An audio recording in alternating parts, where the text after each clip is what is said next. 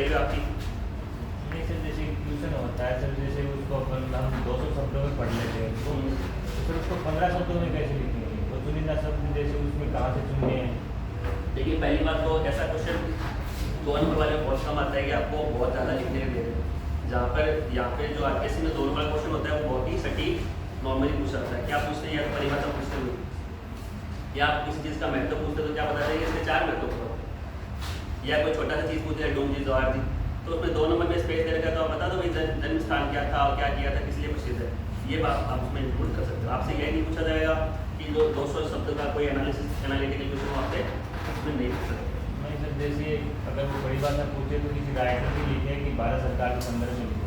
जो आपको ऑथेंटिक परिभाषा याद होगा आपको पूछिए ना, बजाय राइटर की परिभाषा तो ऐसी है भी नहीं इसमें। जो आपका सिलेबस है उसमें लो वाला सिलेबस जो है वहाँ पे राइटर की परिभाषा है, वहाँ पर भी उन्होंने पूछा था कि सामान्य की परिभाषा बता दी है। उसके अलावा अगर आपसे पूछा जाए तो आप जनरल परिभाषा जितने एक्सप्लेन करते हुए लिखेंगे उतना अच्छा हो। और कुछ जानना चाह रहे हो? सर जैसे इसमें स्कोरिंग के लिए कौन सा पेपर ज़्यादा सफिशिएंट है? हाँ, पेपर्स की बात करते हैं, फोकस वाले जो एरियाज हैं उन पर बात करते हैं। ठीक है, वैसे बताता हूँ आपको। सबको पता हो पेपर 4 कितना स्कोरिंग है? पेपर 4 में मार्क्स देखे आपने? अरे जो आप अभी ज्वाइन कर रहे हो वो आप कुछ बोल क्यों नहीं रहे हो? ऐसी एनर्जी रखोगे तो कैसे होगा? सर 130 प्लस क्या? टॉपर हो गए उनकी 130 प्लस है। ठीक है, तो पेपर जो आपके 4 पेपर्स है 200-200 नंबर के चारों पेपर्स है, तो एक पेपर है उसमें आपको 120 प्लस नंबर मिल रहे हैं आराम से, और बाकी ये पेपर है उसमें आप पूरा जोर लगाए तो भी आपको 100 तक गाड़ी पहुंच रही है। तो कौन सा पेपर इंपॉर्टेंट हो गया? इसमें 130 बोल पेपर 4। पेपर 4 में क्या क्या आता है? सिलेबस में क्या है? हिंदी और इंग्लिश। हिंदी कितने मार्क्स की है? 120 नंबर की। और इंग्लिश कितने की है? 80। कौन बच्चे हैं जो इंग्लिश मीडियम के हैं? कोई है इंग्लिश मीडियम से? सारे इंग्लिश मीडियम के हैं। तो आपको एक बात बताता हूँ, अभी से क्या कर दो, इंग्लिश की प्रैक्टिस आगे अभी से चालू कर देना। ये मत देखना कि भाई प्रीलिम्स चल रहा है तो बाद में करेंगे 4 पेपर, प्रीलिम्स में इंग्लिश आती नहीं है। अभी से क्या करना है, इंग्लिश की प्रैक्टिस चालू कर देनी है। मैं बहुत से ऐसे स्टूडेंट्स को जानता हूँ, ऐसे एस्पिरेंट्स जो मेरे दोस्त हैं जिन्होंने फर्स्ट, सेकंड, थर्ड पेपर में बहुत अच्छा ब्रिलियंट स्कोर किया है, तो टॉपर्स की कैटेगरी में आने चाहिए थे। सिर्फ इसलिए नहीं है क्योंकि 4th पेपर में इंग्लिश को प्रिपेयर कम किया था। इंग्लिश का क्या था, डर लगता था। गाँव से होंगे ना आप सब लोग, कोई भी किसी गाँव से होंगे, मैं भी गाँव से बिलोंग करता हूँ, ग्रामीण गाँव के स्कूल में पढ़े हुए हैं, तो इंग्लिश कितनी अपनी क्या है बैकग्राउंड इतना स्ट्रॉन्ग होता है नहीं, इंग्लिश से डर लगता है, फोबिया होता है ना थोड़ा कि यार कैसे लिखेंगे इंग्लिश में। तो वो अभी से दूर करो उसको अभी से आप प्रैक्टिस करोगे तभी आपका वो जो है इसमें आएगा। वरना चाहे आप 3 पेपरों को कितना ही बढ़िया प्रिपेयर कर लेना, कितना है उसमें एक्सीलेंट कर लेना 3 पेपरों में, अगर 4th पेपर में इंग्लिश कमजोर रह गई एक अकेली तो वो आपकी रैंक को बहुत नीचे डालने के लिए काफ़ी है। और मेरे पास ऐसे 1, 2, 10 एग्जाम्पल होंगे जो एकदम टॉपर्स कैटेगरी में है, जिनको बहुत अच्छे पेपर 1, 2, 3 में बहुत बढ़िया स्कोर हो रहा है, लेकिन 4th पेपर में क्या हो गया, हिंदी में बढ़िया हो रहा है, इंग्लिश नहीं करके गए थे अच्छे से, इंग्लिश का डर लगता था, तो इंग्लिश में 80 में से 20 नंबर ही नहीं है। तो ये जो आपको इसलिए खास करके बता रहा हूँ कि आप सब लोग हिंदी मीडियम बैकग्राउंड से हैं, कुछ लोगों को डर लगता है, तो वो डर अभी से निकालना चालू करना, तभी आपकी प्रिपरेशन जो है वो पूरी रूप से तभी हो पाएगी। 4th पेपर इतना इंपॉर्टेंट है कि आपका सिलेक्शन बाकी पेपर करवा सकते हैं, और आपको अच्छी रैंक कौन दिलवाएगा?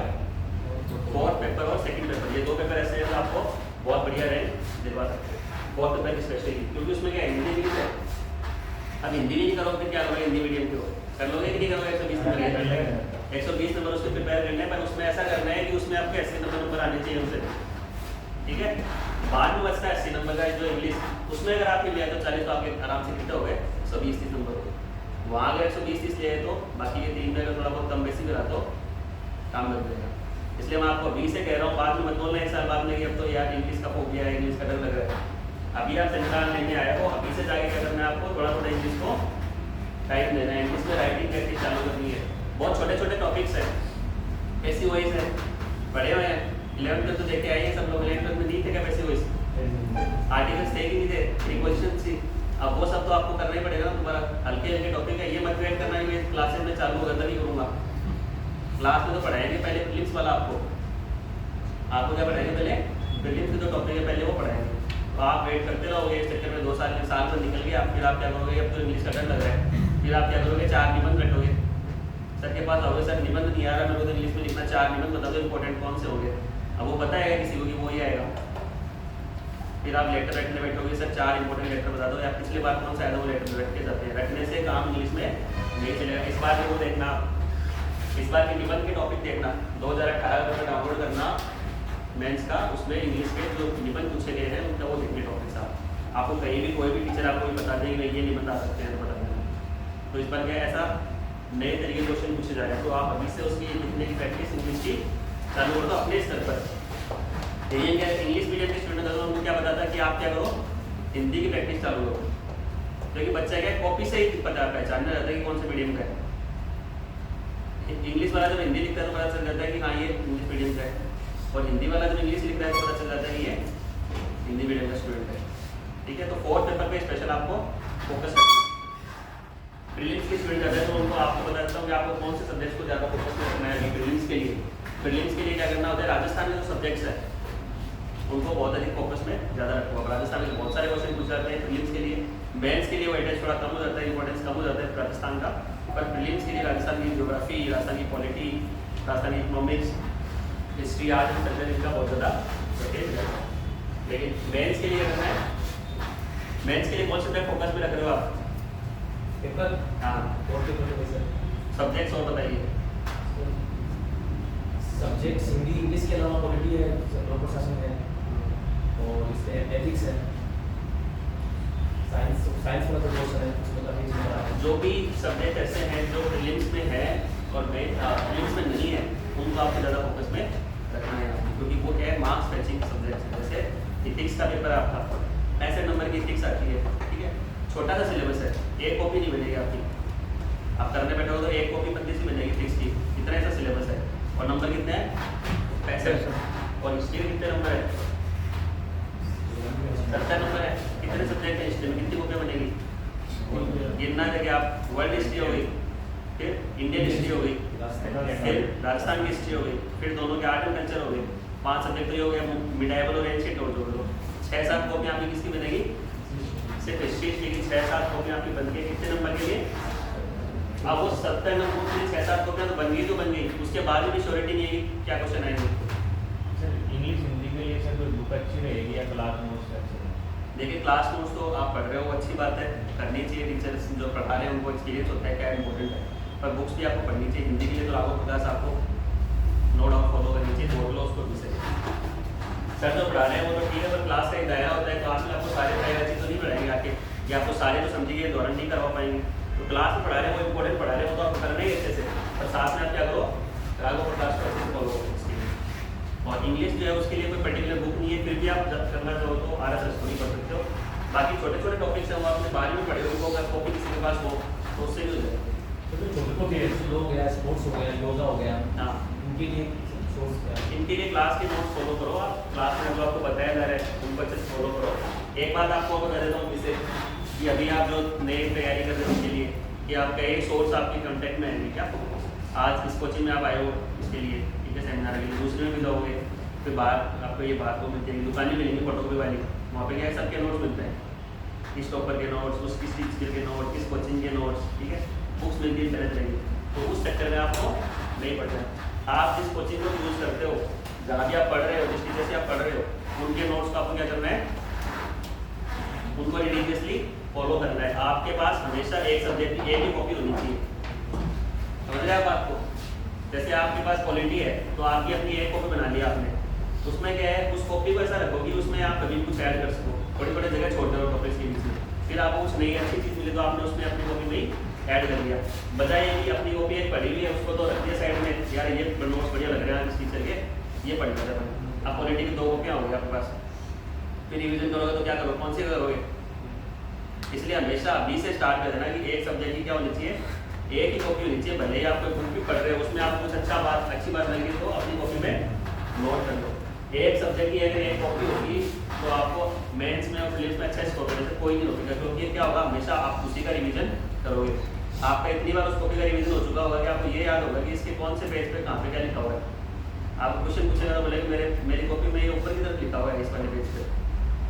ये कॉपी बनाने का ये फायदा होता है। हमेशा अभी से ये हैबिट डाल लेना, बाद में करोगे तो क्या हो जाएगा कि आपके पास सोर्स हो जाएंगे इकट्ठे है कि रिवीजन कभी नहीं हो पाएगा। और जब मेंस का एग्जाम आता है ना तो सबसे ज़्यादा क्या होता है, स्ट्रेस मैनेजमेंट।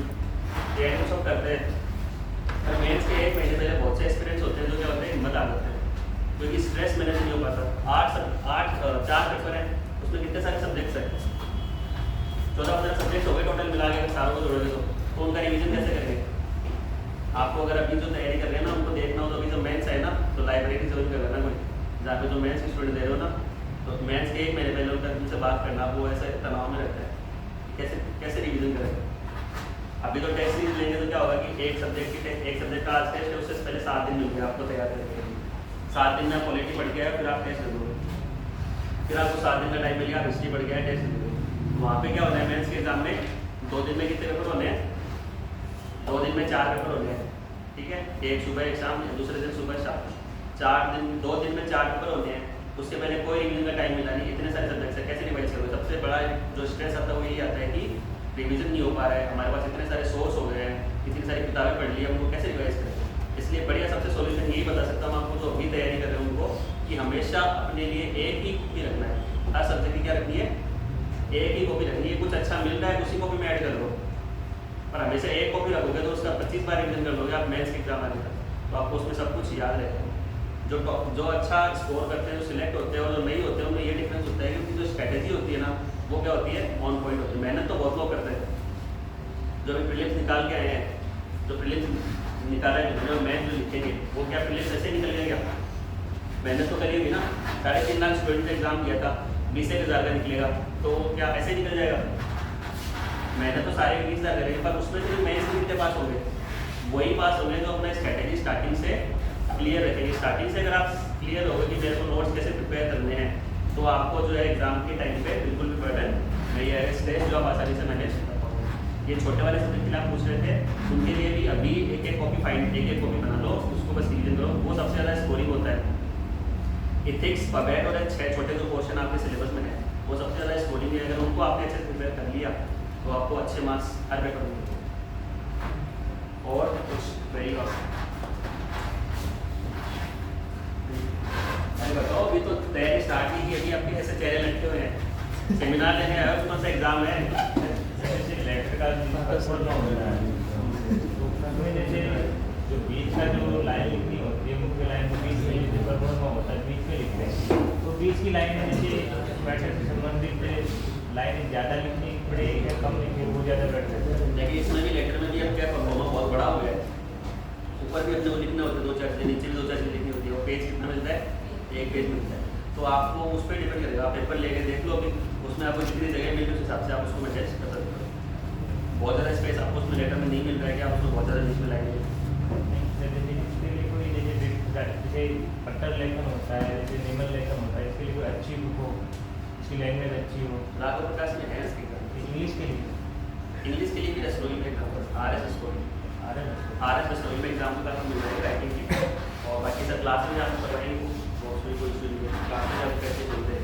ग्रामेटिकल के लिए जैसे माध्यमिक शिक्षा बोर्ड की 9 से 12 रुपये है, जो अपनी माध्यमिक शिक्षा बोर्ड में करते हैं। हाँ, ग्रामर के लिए काफ़ी है। ग्रामर जो है इसकी इंग्लिश की बहुत इजी है, आप देखोगे तो पाओगे कि आपके 12th में भी इससे टफ सवाल आते थे, पेपर उठा के देखना 4th पेपर का, इंग्लिश में इतने इजी क्वेश्चन पूछे गए हैं जो ग्रामर के, आपको लगेगा कि यार 12th में जिससे तो टफ पूछते थे, RS में इतने पूछ रहे हैं।